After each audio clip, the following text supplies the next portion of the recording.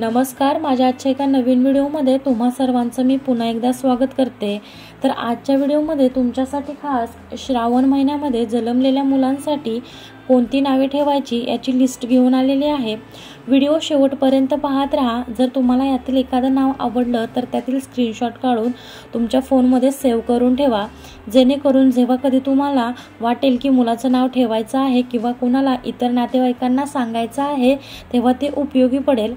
जर व्हिडिओ आवडला तर व्हिडिओला लाईक करा।